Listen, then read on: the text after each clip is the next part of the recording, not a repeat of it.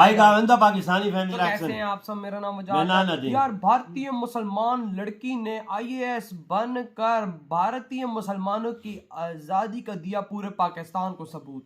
मुसलमान ने IAS बनी है। और ना वो भी मजाक लड़की। कर। लड़की हाँ। देखते हो वीडियो वॉच करते अबे भाई IAS एक ये तो सपना बहुत होता बड़ी है। सीट है और वजह। यकीन मानो अगर ऐसी सीटें पाकिस्तान में हो तो एक भी सीट मिनॉरिटी को ना दी जाए। बिल्कुल सही बात लेकिन है। अब ये वॉच करते कौन करते हैं स्टार्ट। आपका टाइम टेबल सुबह उठते हैं, आप फजर से ज़ोहर तक का टाइम टेबल बनाते हैं, ज़ोहर से असर तक का टाइम टेबल बनाते हैं, असर से मगरिब का ब्रेक ले ले, मगरिब से इशा की पढ़ाई करें। तो इस तरीके से मुझे लगता है ना नमाज़ों में प्रॉब्लम आती है, ना रोज़े रखने में प्रॉब्लम आती है। बहुत अच्छे से मुझे लगता है कि बैलेंस कर सकते हैं। और मैंने तो हमेशा से ही आपको अगर इस चीज़ का कॉन्फिडेंस है कि आप कर सकते हैं और आपको अपनी मेहनत पे भरोसा है तब डेफिनेटली होगा। हमारी पॉपुलेशन का 50% जो है विमेन होती है और अगर हम किसी तरीके से 50% ऑफ द पॉपुलेशन को पीछे रखते हैं तो एक तरीके से बहुत बहुत पीछे चले जाते हैं। बात तो ठीक ही है। आदाब, नमस्कार, मैं वसीम अख्तर और आप देख रहे हैं द लीडर हिंदी। दीन के साथ दुनिया कैसे हासिल की जाती है, सीखना है तो कोई आयशा कादी से सीखे।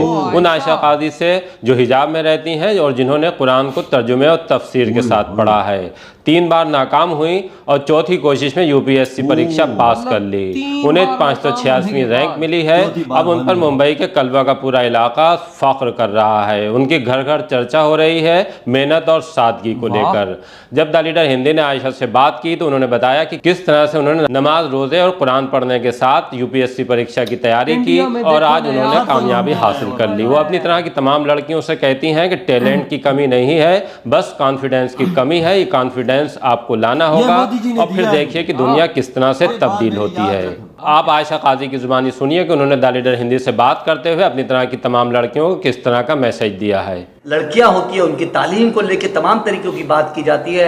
हम ये देखते हैं पूरे हिंदुस्तान के अंदर जो मुस्लिम बच्चियां हैं उसके लिए क्या क्या चीज़ें कही जाती है, लेकिन आयशा ने UPSC का एग्ज़ाम जो है वो क्रैक करके वाकई में एक मिसाल कायम कर दी। हम बात करते हैं आयशा से। आयशा, UPSC का एग्ज़ाम क्रैक करने के बाद आप कैसा महसूस कर रही हैं और मतलब क्या क्या चीज़ें रहा, क्या क्या सफ़र कैसा रहा? अल्हम्दुलिल्लाह क्लियर होने के बाद तो बहुत खुशी हुई, एक सेंस ऑफ रिलीफ भी हुआ कि फाइनली जो है मैंने क्लियर कर लिया है। और एक बहुत लंबा सफ़र था, चैलेंजिंग भी था, मेंटली चैलेंजिंग था और एकेडमिकली तो हर बार आपको जब तैयारी करनी होती है तो चैलेंजेस बढ़ते जाते हैं। तो डेफिनेटली बहुत तरीके के चैलेंजेस थे। रिसोर्स का प्रॉब्लम होता था, कहाँ से गैदर करना है, नोट्स कहाँ से लेने हैं, कैसे बनाने हैं, बहुत ज़्यादा गाइडेंस अवेलेबल नहीं होता है। और क्योंकि मैंने मेजॉरिटी जो पढ़ाई है मैंने दिल्ली में जाकर नहीं की थी, यहीं से की थी, तो यहाँ पर जाके थोड़ा और ज़्यादा चैलेंजिंग हो जाता है। तो डेफिनेटली चैलेंजेस थे, बट अब अल्हम्दुलिल्लाह लग रहा है कि it was all worth it और फाइनली हो गया। क्या बात। अच्छा, ये बताइए कि शुरुआत आपकी कैसे हुई, स्कूल में आप कैसी थी? मतलब बहुत से बच्चे कहे जाते हैं बहुत एक्सीलेंट होते हैं, एक एवरेज होते हैं और एक बिल्कुल वैसे होते हैं। तो स्कूल लाइफ से कॉलेज लाइफ कैसी गुजरी आपकी और स्कूल से लेके कॉलेज की पढ़ाई कैसी रही?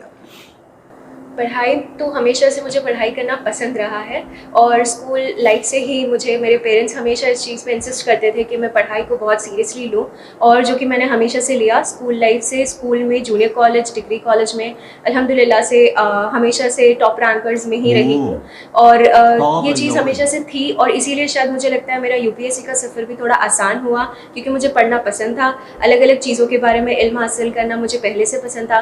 तो ये चीज़ ने मेरे लिए आसानी भी कर दी है। अच्छा, ये कहा जाता है कि जो लड़कियां होती है, ख्वातीन होती है, खासकर मुस्लिम माशरे में, उसको हम देखते हैं कि पढ़ाई जो है वो आगे तक तो पहली बात करती नहीं और बहुत सी बच्चियां जो है जो पढ़ने का प्लान भी करती है तो वो नीट के एग्जाम की तैयारी करती है, कोई इंजीनियर की तैयारी करती है, कोई अलग अलग तरीके के फील्ड की तैयारी करती है, कोई BHMS करता है, कोई क्या करता है। तो UPSC के अंदर हम ये देखते हैं कि मुस्लिम जो लड़कियां हैं वो काफी कम आती हैं, एग्जाम भी हो काफी कम मुस्लिम लड़कियों की तादाद होती है जो देती हैं। तो क्या लगता है आपको, मतलब उन लड़कियों को जो टैलेंटेड है उनको क्या करना चाहिए? मुझे लगता है कि एज वुमेन एक लैक ऑफ कॉन्फिडेंस बहुत देखा जाता है कि हमारे टैलेंट पर और हमारे अंदर कॉन्फिडेंस की थोड़ी कमी होती है। हालांकि टैलेंट की कमी नहीं है बिल्कुल, बहुत टैलेंटेड है और पढ़ने में भी बहुत अच्छी हैं, मगर होता है कि एक सेंस ऑफ कॉन्फिडेंस की ज़रूरत होती है, मोटिवेशन की ज़रूरत होती है, वो मोटिवेट करने वाला ज़्यादा आसपास मिलते नहीं हैं, तो इस वजह से होता है कि लड़कियां पीछे हटती है। मुझे लगता है कि एक जो जैसे मैंने कहा एक लीप ऑफ फेथ लेना चाहिए। जब आपको अगर इस चीज़ का कॉन्फिडेंस है कि आप कर सकते हैं और आपको आपकी मेहनत पे भरोसा है, तब डेफिनेटली होगा। तो मुझे लगता है कि बिल्कुल बोल्ड होकर इस चीज़ में, इस फील्ड में आके अटेम्प्ट भी करना चाहिए और मेहनत भी करना चाहिए। क्या लगता है आपके घर में पूरा दीनी माहौल है? आपकी जो मम्मी है, हमने ये भी सुना कि मम्मी जो है कुरान के जो तर्जुमात होते हैं वो सिखाती हैं बच्चों को और तमाम चीज़ें, और घर में दीनी माहौल है। घर से बाहर निकलने का, क्योंकि साफ तौर पे ये हमेशा से ये कहा जाता है कि जो दीनी माहौल में रहते हैं लड़कियां बाहर नहीं निकलती है, तो किस तरीके से दीनी माहौल से आपने मतलब दीन के साथ साथ दुनियावी माहौल कैसे आपने हासिल किया?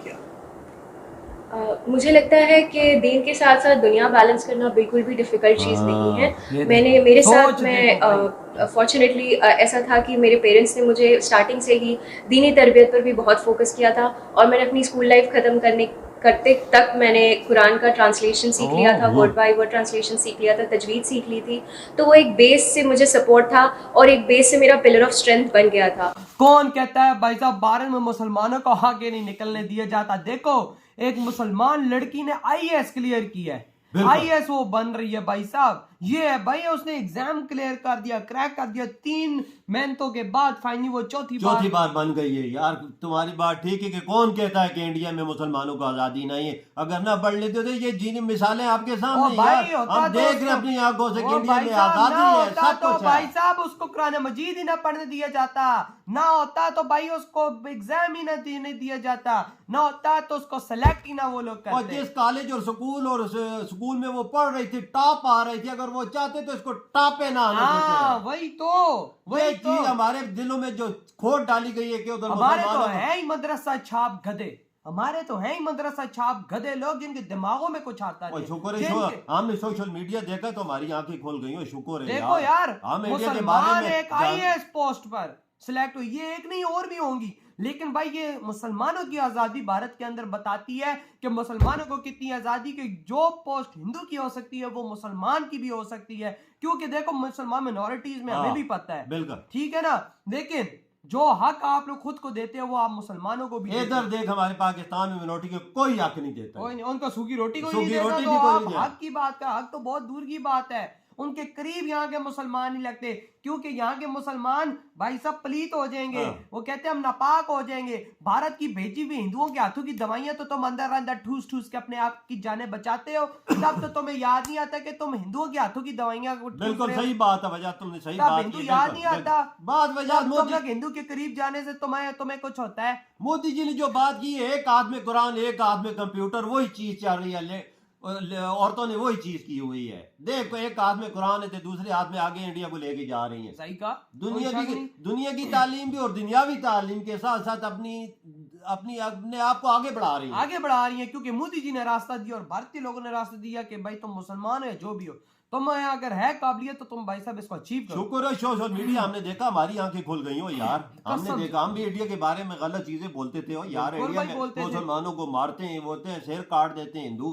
हम ये सोचते थे। पर ये चीजें देखते हैं 4 साल हो गया, पता चला है कि उधर था हमसे ज्यादा आजादी है, कसम से हमसे ज्यादा आजादी है। हमें यहाँ पर खाने को कुछ नहीं मिल रहा और वहाँ पर उधर मुसलमान को काट रहा है, और उधर देख हिंदू और मुसलमान से सारा हम भाइयों की तरह रहे। बिल्कुल, तभी तो देख ना मुसलमान की तरह आगे आईएएस की पोस्टों पे बैठे हुए, नफरतों की बुनियाद पर अलग हुआ और आज भी नफरत ही है। बिल्कुल। तो यार आपके क्या थॉट इस वीडियो के बारे में? इधर ही वीडियो खत्म करते हैं। बाय।